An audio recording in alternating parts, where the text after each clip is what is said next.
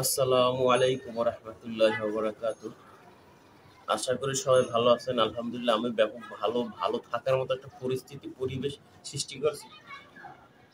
এত রৌদ্র, কোনো কামে দরকার আছে না? আল্লাহ ভালো বোঝে, আমি বললাম আবার ভুল হইবে।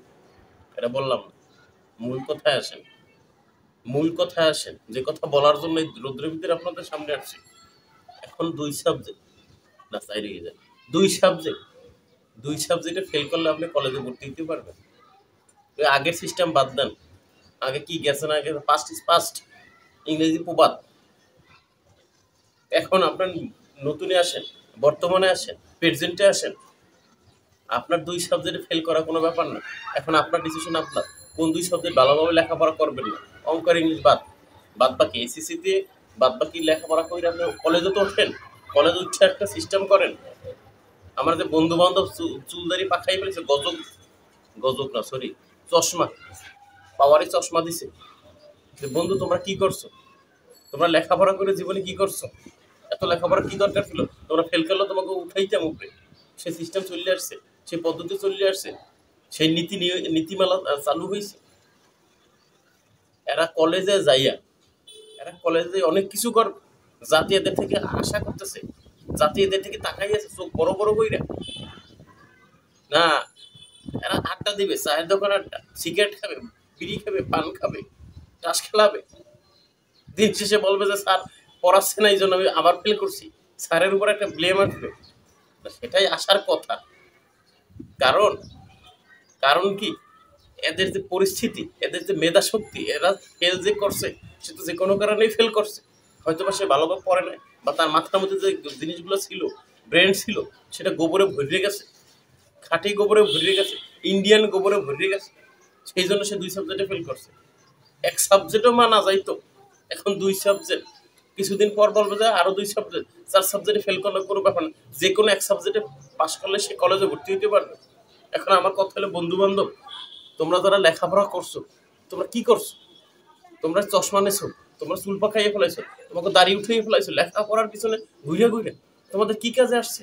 এখন তো অটোভাবেই উঠে যাচ্ছে। না, অটোর কথা যখন মনে পড়ছে, অটো বলি, 2 বছর অটো অটো উঠাইছে। পিছনে দেখেন, আমার পিছনে না, পরীক্ষা, বিগত সালে পরীক্ষা দেখেন, অটো পাস করে পোলাপান এইচএসসি থেকে এইচএসসি। হ্যাঁ, মানে এটা কি ভাবা যায়? এটা কি কোনোভাবে ভাবার যোগ্য যে আপনি আগে কি করছেন সেইটার হিসাব গণনা করে আপনার উপর উঠে দেশে শিক্ষা এতখান থেকে দেশে ঝাড় শুদ্ধ দেশে।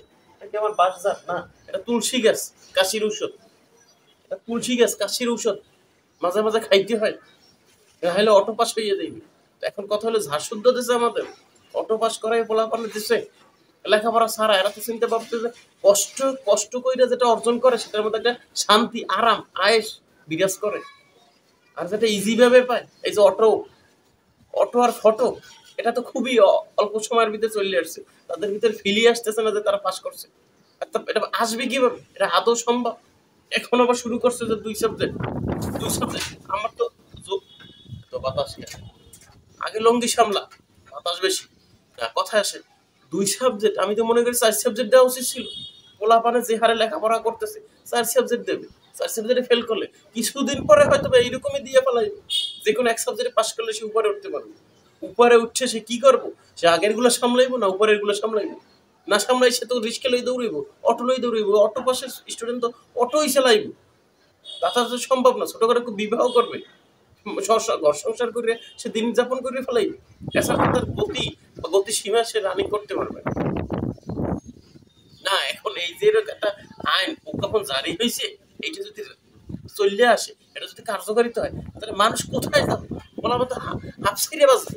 লেখাপড়ার ভিতরে তো কোনো মানে আশাই থাকবে না, আশার উপরে চলে আসবে সে। এখন এই যে অটো পাসের যে সিস্টেম, সেটা বাদ দিলাম।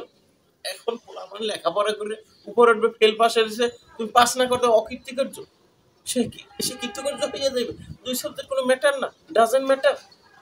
এটাও কি জাতি মানবো? জাতি মানার কোনো বিষয়?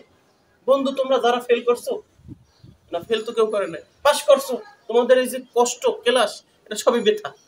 তোমরা ফেল করলে আজকে আমরা মনে করো তোমাদের 2 ক্লাসেই দেখতাম, মেট্রিকেও দেখতাম, ইন্টারেও দেখতাম। না, সেটা দেখার মতনই দেখার কথা, কিন্তু এখন সেটা কি হইল? অটো পাস করে সে তাদের মতো উপরে উঠে গেল।